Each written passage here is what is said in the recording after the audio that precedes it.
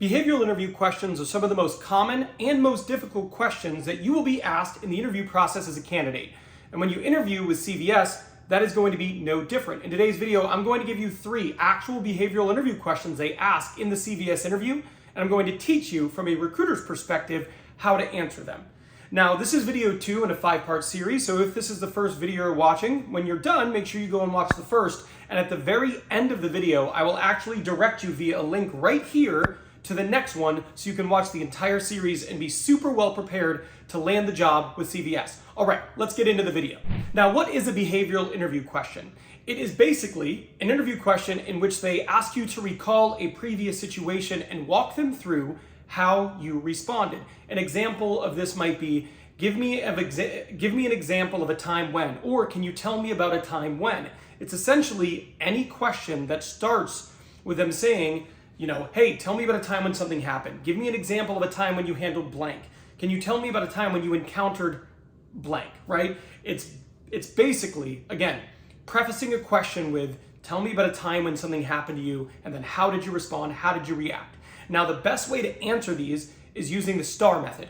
That's situation, task, action, result. Situation, what was the situation you were in? This is like, where are you working? What was your role? Task, what was the specific thing that occurred? Was it a task you had? Was it a customer that you interact with? What was going on? What was the function of your role in that moment? Action, how did you respond to the situation? And then ultimately result, what was the outcome? And then an extra one, if it makes sense, throw an L on the end for lesson. What did you learn through this situation that you can apply moving forward? Okay, so let's get into some of the actual questions and how you can go about responding to them. This first question is, tell me about a time you disagreed with a coworker. How did you handle it? Okay, so there are a few things that are really important here. First, you want to use the STAR method, situation, task, action, result. But it's important to discuss this in a way that doesn't make you come off as confrontational, right? Disagreeing with a coworker exists on a spectrum. It could be just a small disagreement on how you should handle a process to an all-out fight with a coworker that results in you all being on WorldStar. You don't want that, right? You want to be talking about a situation in which you had a slight disagreement and you handled it in a way that was productive and is reminiscent of how good teammates would engage with each other. So when you're walking them through this, start with a situation. You were working, at blank place. The task, you had to do something and your coworker had a different opinion or perspective on how you should do it. Action, you should ask them why they feel that way, listen to them, and then explain your perspective and why you feel there is a better way of handling it, and then result ultimately them maybe agreeing with you and moving forward. I think it's really important that when you're giving this example, you are not confrontational, right? This is something where you understand that people have different perspectives, and it's important to understand them and hear them out, and then explain your situation, and then ultimately come to a resolution in which you both agree on the path forward. So find a situation in your background in which it's similar, and walk through like that. So let me give you an example of how this might sound. I'm going to give you a fake scenario, but this is basically going to walk you through exactly what you might want to say. That's a great question. So when I was working as a recruiter with Rockwell, I had partnered with one of my teammates and we were doing a military recruiting event. And I thought it would be really beneficial for us to join different LinkedIn groups and blast out different messages, post in the groups. And my coworker thought that it would be better to start instead with messaging a bunch of people in our applicant tracking system to engage with people who he had already engaged with, and tell them about the event. So we had a little bit of a disagreement on what made sense to start. So I asked my coworker, hey, why do you think that? Why do you think this would be beneficial? And they walked me through their perspective. I talked about why we wanted to reach out to people who maybe we hadn't engaged before, people who hadn't already applied, but were fresh prospects and fresh candidates for us to engage with. So we talked about it and we agreed that both of these situations had merit. So we started with my idea with going into the groups, and we were able to engage quite a few people, and then to ultimately bolster the amount of people we had attending the event. At the very end, we went and we messaged people through our ATS. We were both pretty happy with this, and it ended up being a very successful event. There you go. That's a good way to do that. Notice I talked about, okay, this is where I was at. This is a situation. Here was the agreement. Just a different, matter of perspective. heard out my coworker, listened to their perspective, shared with them why I think this would be a better way to go, and then we ended up with a resolution in which both people felt heard and we moved forward doing what's best for the company. That's what you want to accomplish with your answer. The next question is, tell me about a time you resolved an issue for a frustrated customer. This is a very common behavioral interview question that you will get whenever you're interviewing in a customer-facing role.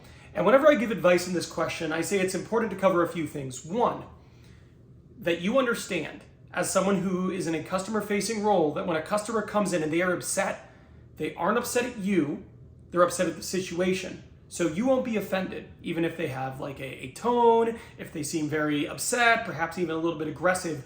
Your mindset is you're going to listen to them, hear them out, and then work to resolve their issue and go above and beyond so that when they leave an advocate, right? So again, find an example in your history, but the things you should be communicating when you answer this is, hey, so I was working at Walmart, I had a customer come in and they were really upset because they made a big purchase and when they brought it home, it was already broken. So what I did was I listened to them and I let them talk, right? I know that they want to be seen, they want their complaint to be heard.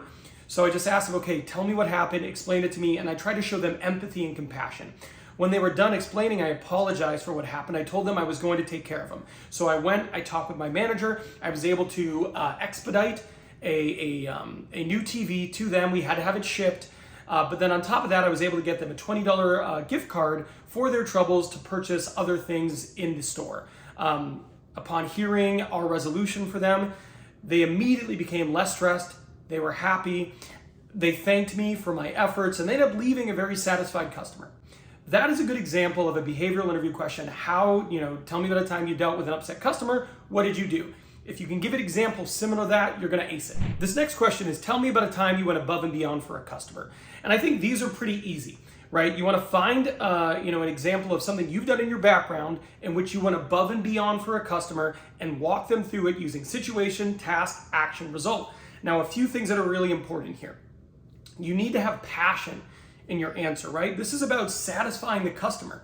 And the person who's asking you this question should feel it in your response.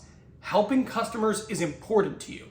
Secondly, whatever you say, whatever your answer is here, it's got to be clear that it's above and beyond. If your job is being a recruiter, you can't just, I recruited on it, I filled the role. That is not above and beyond. That is your job. So your example needs to be above and beyond. You helped a coworker who was having an issue to satisfy a customer. You stayed late in order to make sure something was resolved. You did something that is outside the confines of what is, typically expected of a person in your role. If you don't give them above and beyond, it doesn't matter how good of an example it is, that's your job, you're not actually answering the question. So make sure you find something that is above and beyond your job. Now, one of the most important questions you'll get asked when you're interviewing with CVS is, why do you want to work for CVS? Why do you want to work here is one of the most important questions you're going to answer as a candidate, and often it's the tiebreaker between two good candidates. So I made this video here. In this video, I explained to you exactly how to answer this question in a way that'll blow the interviewer away. So I am done here, but I will see you over there.